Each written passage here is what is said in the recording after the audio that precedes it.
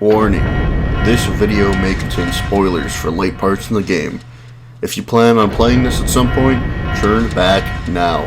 You have been warned. Welcome to another Sonic game this fine Sonic month, and I played a game that changed my opinion from the first time I played it when I was around 14 or something. I went in with all expectations of hating the game like I did when I was a kid, and once again I learned that I was just a dumb kid and bad at video games because I straight up beat this game in one day without any intention to do so, but because it hooked me surprisingly way more than I thought it would. I'm by no means calling this game a masterpiece in the series, but maybe I'll be able to explain a bit more throughout this review. Let's get to the basics. This game is a sort of sequel to Sonic and the Secret Rings, and plays pretty similarly, though instead of Sonic's normal arsenal of attacks, you actually wield a sword, slicing and dicing enemies as you run your way through pretty short levels. This game does use the Wiimote and Nunchuck, and you actually can't play without the Nunchuck, but I had a great time figuring out combos and stuff you can do with the sword, and at times the gameplay felt incredibly smooth, comboing through enemies. The Nunchuck is what lets you move around, but also pressing the Z button brings up a shield that is more time-based than actual damage minimizing its effect. The A button on the Wiimote, like most Sonic games, causes you to jump and you can do some pretty cool air combo shenanigans. The B button provides another type of attack that is essentially a one-hit anime move called Soul Surge. You basically have a bar that can fill on successful kills, as well as with the power of colored fairies that appear. There are three types. Blue, which offers a nice speed boost, yellow, which offers some extra rings, and finally red, which offers a boost in how full the bar is. While in this surge, you can also perform perfect strikes. All you have to do is swing the Wiimote when the sword glows in this mode, and it allows you to last in this mode for a bit longer. This game is akin to Sonic Adventure 2, as there isn't a overworld, but more of a world map where there are missions that you can select that happen around the same area. There's also a sort of leveling system in this game that I thought was pretty nice, in which you can level up a particular style of using your sword, though I didn't experiment all too much with this, in which there are three styles. Knight style is essentially the most balanced out of the three. Paladin is aimed at overpowering enemies, and the Cavalier style is based on speed and finishing levels quickly. The leveling up is influenced by the rating out of 5 stars of each level. Just think of each star like an experience point.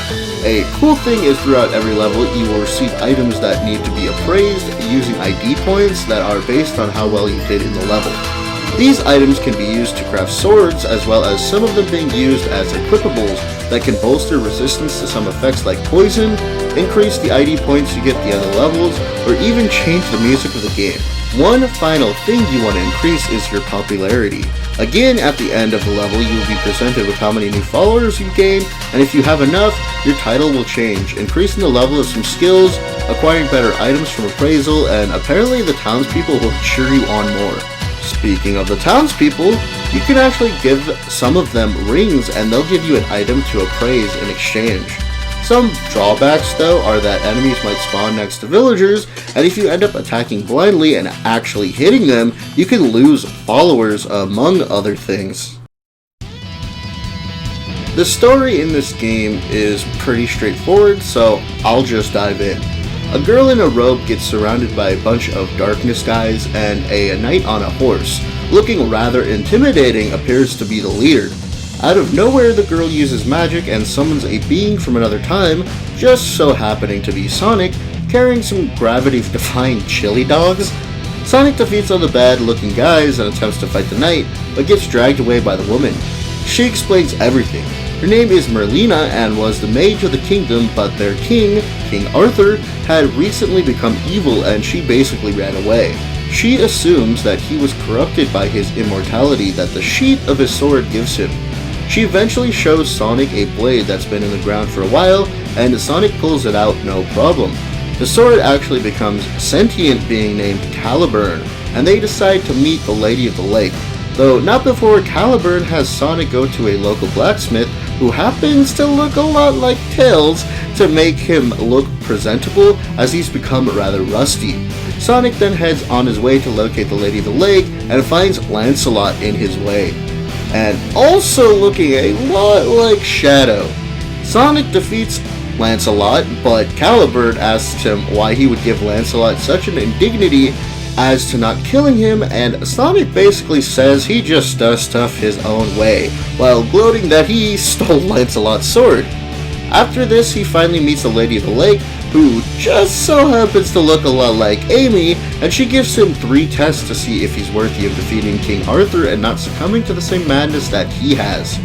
During these tests, he comes across a crying villager who says his entire village was attacked by a dragon and captured.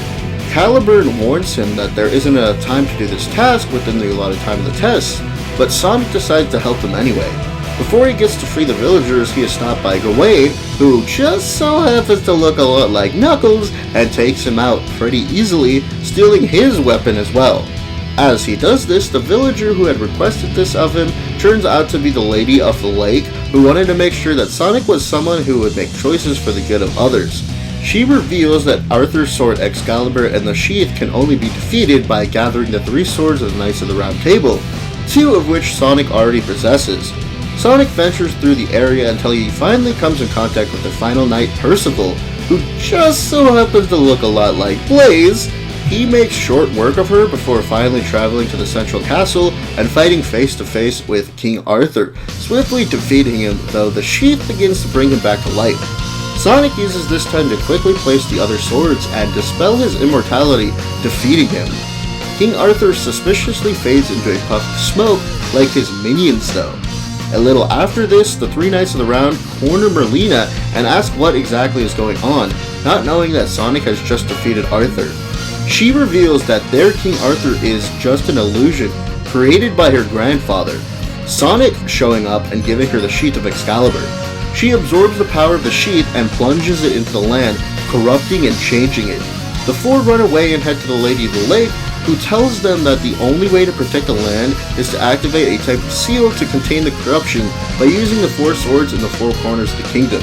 Eventually, these seals are activated as Lancelot, Gawain, and Percival get to their respective spots pretty easily, and Sonic has to fight a whole damn dragon before he can activate his seal. From the Lady of the Lake's perspective, she finds that the seal is actually much too weak and prays that Sonic will be able to stop this madness. Sonic goes to Merlina and tries to talk some kind of sense into her, but she isn't having any of it, explaining that she will keep the kingdom going forever, even changing history if she has to in order to accomplish this, as if she doesn't, everything her grandfather did would have been in vain. Sonic gets relentlessly punished by a fully consumed with grief Merlina, with the other Knights of the Round seeing his resolve. The Lady of the Lake prompts them to send their sword to Sonic as Excaliburn gets broken, and I'm just gonna show off this amazing anime-ass sequence of Sonic unlocking the true Excalibur.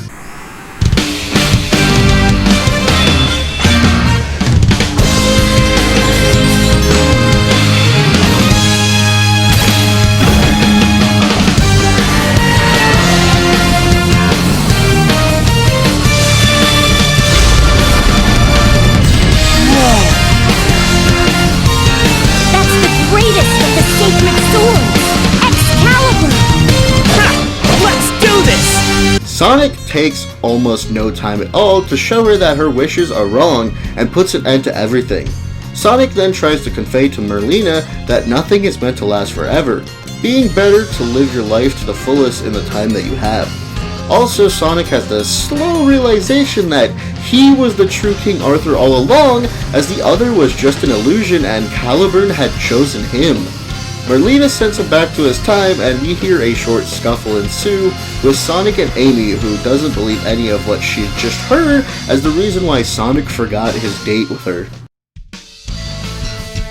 I really didn't expect to like this game at all due to the problems I had with it as a kid, but it was honestly a complete blast.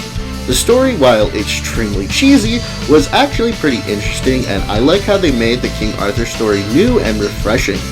The music is still as great as always, and I actually really ended up liking the gameplay a lot, which I know is one of the reasons that a lot of people actually disliked the game. They said it was unresponsive, but really the only problems I had were my nunchuck desyncing, but that's a user end problem as my Wiimote is just real old.